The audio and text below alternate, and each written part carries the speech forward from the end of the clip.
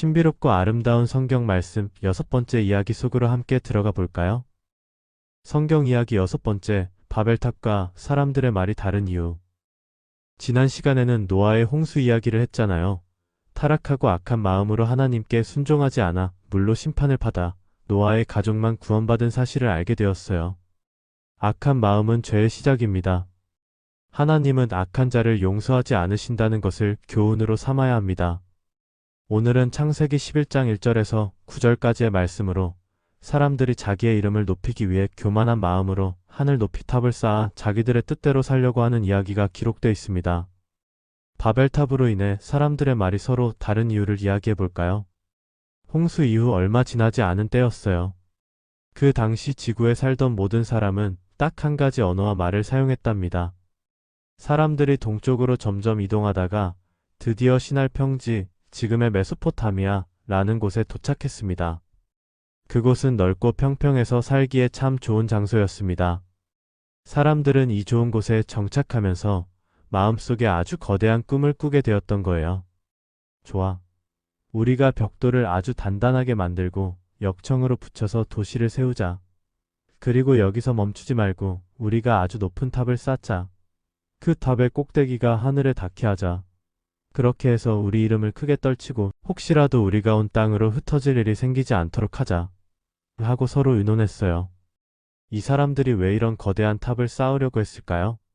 이는 생육하고 번성하여 땅에 충만하라라는 하나님의 명령과는 반대되는 행동이었고 하나님처럼 높아지려는 인간의 교만과 불순종을 보여주는 사건이었어요.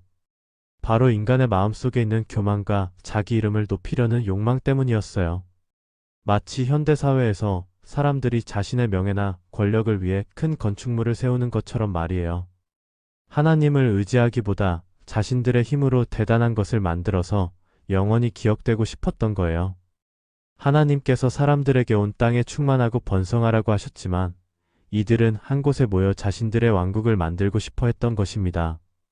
그들의 말과 행동은 결국 하나님을 대적하는 마음에서 시작된 것이었다고 볼 수 있어요.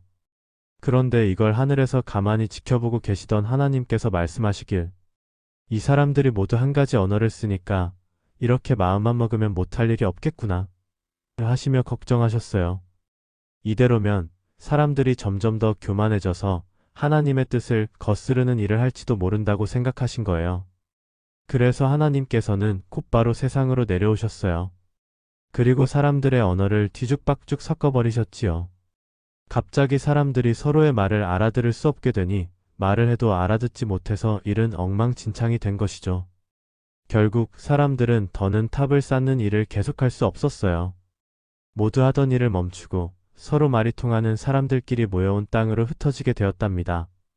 그래서 그들이 탑을 쌓던 그 도시의 이름이 바벨, 즉 히브리어로 혼란이라는 뜻이라고 불리게 된 것입니다. 이 바벨탑 이야기는 비록 오래전 이야기지만 우리에게 중요한 가르침을 주고 있습니다. 첫째, 겸손입니다. 바벨탑을 쌓던 사람들은 자기들의 이름을 높이려 했지만 결국 교만 때문에 모든 계획이 물거품이 되었지요. 이 이야기는 우리가 무엇을 하든지 자만하지 않고 겸손해야 한다는 것을 알려주는 겁니다. 하나님이 아닌 자신의 이름을 높이려 할 때 우리는 진짜 중요한 것을 놓칠 수 있다는 걸 기억해야 합니다. 둘째, 하나님의 뜻에 귀 기울여야 합니다. 사람들은 흩어지지 않으려고 애썼지만 하나님은 오히려 그들을 세상에 흩으셨습니다. 이건 우리가 아무리 발버둥 쳐도 결국 하나님의 손안에 있다는 사실을 알아야 합니다. 우리의 삶에서 하나님의 뜻이 무엇인지 늘 헤아려 보고 하나님의 뜻을 따르려고 노력해야 한다는 것입니다. 셋째, 욕심과 교만을 경계해야 합니다.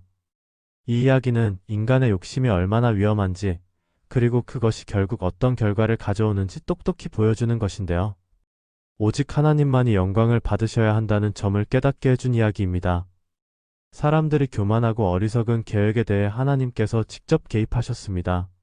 하나님은 사람들의 언어를 혼잡하게 만드셔서 서로의 말을 알아듣지 못하게 하셨어요.